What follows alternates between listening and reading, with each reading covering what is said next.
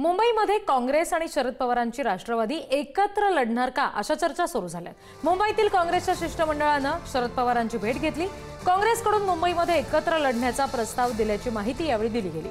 Silver okay या निवासस्थानी शरद पवार आणि काँग्रेस नेत्यांमध्ये चर्चा झाली। मुंबईच्या अध्यक्षा राखी जाधव यांच्याशी सुद्धा आमची या संदर्भामध्ये बोलणं झाले।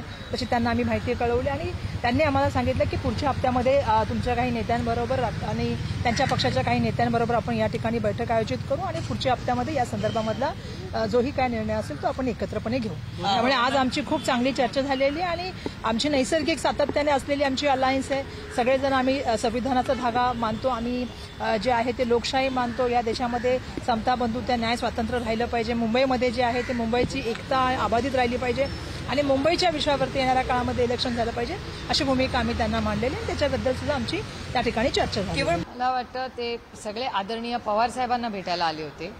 त्यांची सविस्तर अनेक विषयांवर चर्चा झाली। महाराष्ट्राचे अनेक महत्त्वाचे प्रश्न आहेत, मुंबईचे अनेक महत्त्वाची प्रश्न आव्हानं ही आहेत आणि महाराष्ट्राचा विकास, मुंबईमधले अनेक स्थानिक प्रश्न असतील, बेरोजगारी वाढणारा भ्रष्टाचार असेल, क्राईम असेल, अशी अनेक मोठी आव्हानं आणि मुद्द्यांवर सविस्तर त्या सगळ्यांनीच चर्चा केली आणि पुढच्या आठवड्यात पुन्हा एकदा सविस्तर आमच्या सगळ्यांचं भेटायचं ठरलं।